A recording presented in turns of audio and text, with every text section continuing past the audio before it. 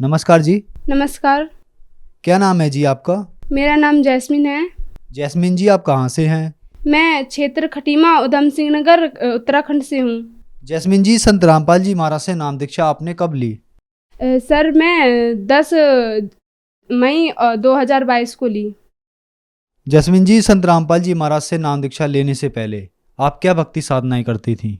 Sir मैं भक्ति साधना तो यीशु जी को ही मानते थे। मेरा पूरा परिवार मेरा जन्म भी नहीं हुआ था तब से यीशु जी को मानते थे। हम क्रिश्चियन थे। मेरी मम्मी नाम उपदेश ले रखी थी क्रिश्चियन में, बैप्टिज्म कहते हैं जिससे। और घर में मैं मेरा भाई और मेरे पापा तो नहीं ले रखे थे नाम उपदेश, लेकिन हम सत्संग में जाते थे और मैं हर संडे को जाती थी यीशु जी की संगत में।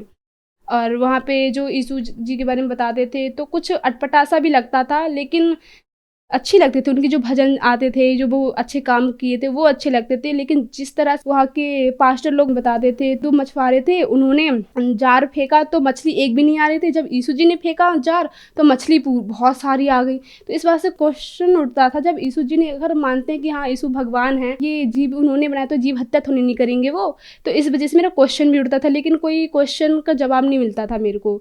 तो जब मैं संत रामपाल जी महाराज जी की शरण में आई, फिर उन्होंने, मैं पहले तो आ नहीं रही थी उनकी शरण में, तो उन्होंने जब बाइबल खोल के दिखाई कि देखो बेटा इसमें ये लिखा है बाइबल में, किसी ने हमें कुछ बताया ही नहीं सच्चाई, तो उसमें मैंने देखा कि हाँ परमात्मा, संत रामपाल जी महाराज जी ने बताया कि परमात्मा जी ने 6 दिन में सृष्टि रची, 7वें दिन में तख्त में जब राजे। उत्पत्ति नंबर 1 और 3 में लिखा है।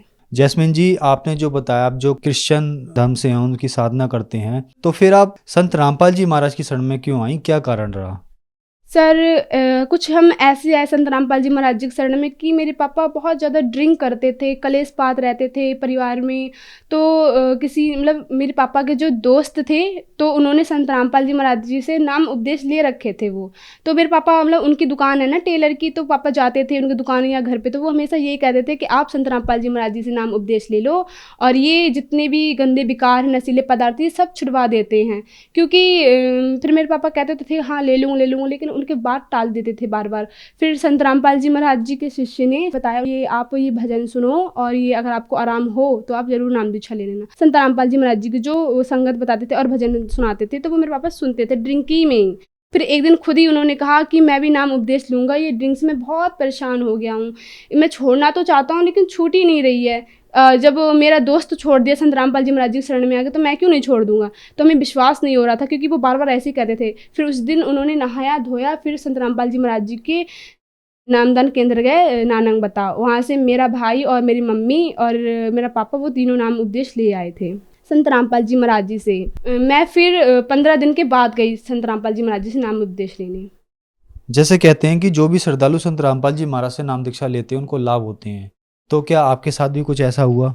जी, लाभ तो बहुत हुए संत रामपाल जी महाराज जी। जैसे कि मेरे पापा बहुत ज़्यादा ड्रिंक करते थे, तो उन्होंने ड्रिंक भी छोड़ दी। अब ड्रिंक तो छोड़ी, मैंने इतनी भक्ति की यीशु जी की, लेकिन मैं सोचती थी कि क्यों नहीं मेरे पापा ड्रिंक क्यों नहीं छोड़ देते हैं। लेकिन अब संत रामपाल जी महाराज जी की शरण में आके पापा ड्रिंक भी छोड़ दिए हैं। अब तो विश्वास बहुत ज़्यादा हो गया परमात्मा पे। मैं तो सोचती थी कि अब मेरे पापा छोड़ेंगे ही नहीं, विश्वास ही हट गया था कि ये मेरे पापा ड्रिंक नहीं छोड़ेंगे। अब संत रामपाल जी महाराज जी की शरण में आके परमात्मा की दया से मेरे पापा जी ने वो ड्रिंक भी छोड़ दिए हैं। और जैसे कि मेरे पेट में गुर्दे की साइड पथरी हो गई थी, तो मेरे कितने करीब 1 बजे से मेरा पेट दर्द करने लगा, 5 बजे तक ठीक हो गया। मैं संत रामपाल जी महाराज जी से प्रार्थना करती थी, परमात्मा अगर आप सच्चे परमात्मा हो तो मेरा पेट जो दर्द हो रहा है, इतना दर्द हो रहा था, समझो मेरा एक धड़ पूरा यहाँ का पूरा दर्द हो रहा था। फिर संत रामपाल जी महाराज जी की दया से 5 बजे पेट फिर एक भी दर्द नहीं हो रहा था। फिर पापा ने कहा कि कोई बात नहीं, हम ये मेडिकल जाते हैं, ये वो डॉक्टर हैं वहाँ पे। तो पापा 5 बजे ले गई डॉक्टर के पास। डॉक्टर ने मेरे को दवा खिलाई पथरी की, तो फिर तब भी मतलब पेट तो पहले भी नहीं दुख रहा था, लेकिन फिर वॉशरूम नहीं आ रही थी मेरी ढंग से। तो फिर मैं स्कूल में जाती थी पढ़ने, क्योंकि मेरा 10 का था ना उस टाइम, तो मेरे को पेपर भी करीब आ गए थे। मेरे क्लास से बच्चे कहते थे तू क्यों जाती है बार बार वॉशरूम, क्यों जाती है। अब मैं उन्हें बता रही थी तब भी नहीं समझ रहे थे। तो मैं सीधे स्कूल से आई, स्कूल की ड्रेस भी नहीं चेंज की, सीधे मैं संत रामपाल जी महाराज जी से आके रोने लगी। परमात्मा, मेरे स्कूल में मुझसे बच्चे ऐसे ऐसे कहते हैं कि तू क्यों जाती है बार बार वॉशरूम। उन्हें बताती भी हूँ सच्चाई, फिर भी नहीं मानती हैं। तो फिर मैं जैसे ही फिर वॉशरूम गई, तो संत रामपाल जी महाराज जी की दया से फिर पथरी निकल गई थी मेरी। और भी जैसे कि मेरी मम्मी का कान में पानी पड़ गया था, तो उनका कान बंद हो गया था, सुनाई भी नहीं दे रहा था। उन्हें एकदम से चक्कर बहुत खींच के आते थे, तो वो फिर मतलब संत रामपाल जी महाराज जी से अरदास की कि परमात्मा मेरा कान बंद हो जाता है, सुनाई भी नहीं देता है। और फिर संत रामपाल जी महाराज जी से दया मतलब प्रार्थना की, तो संत रामपाल जी महाराज जी ने फिर 3 दिन तक तो रहा, मेरी मम्मी को कान से सुनाई नहीं देता था और कुछ बाजता था कान में, कहती थी वो। फिर संत रामपाल जी महाराज जी की दया से वो कान का जो सुनाई नहीं देता था वो भी फिर ठीक हो गया बिगैर दवा ले।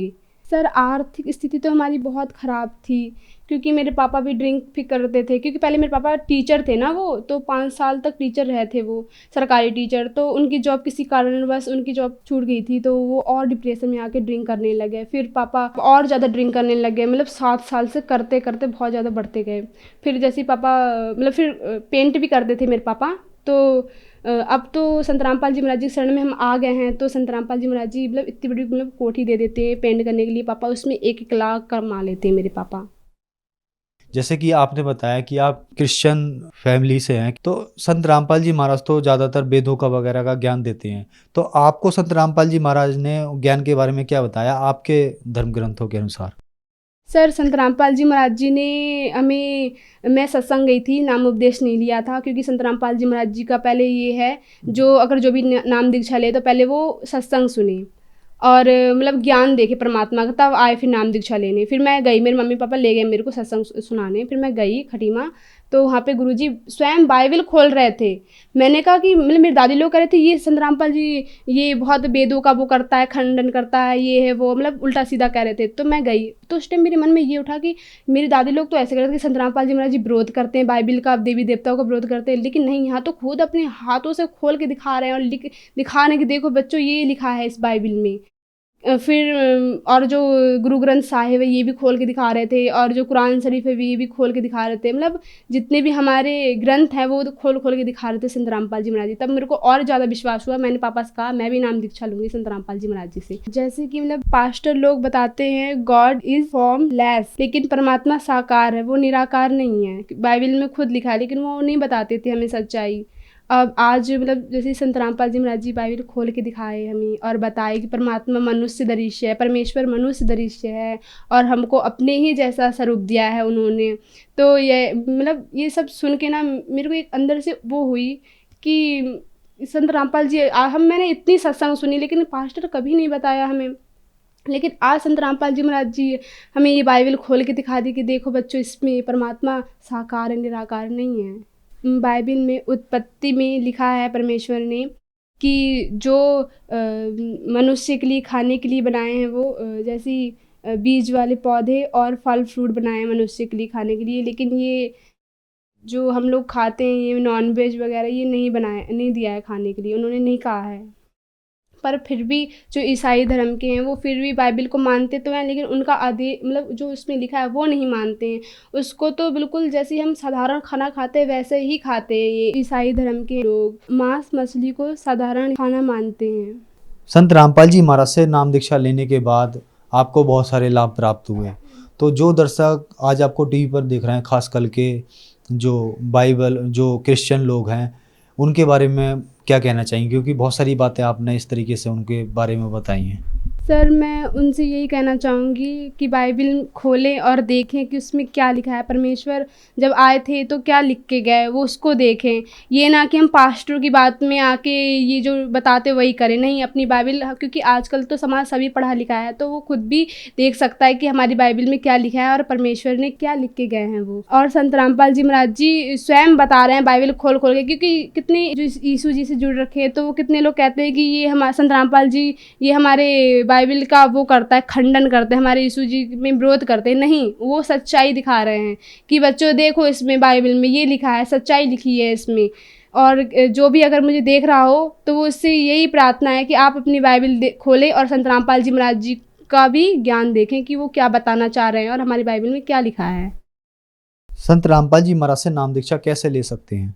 सर संत रामपाल जी महाराज जी से चैनल में सत्संग आती है, उसमें पट्टी में नंबर आते हैं, उसमें कॉल करके आप उनसे संपर्क में नाम उपदेश ले सकते हैं। धन्यवाद जी। जय सत साहिब जी।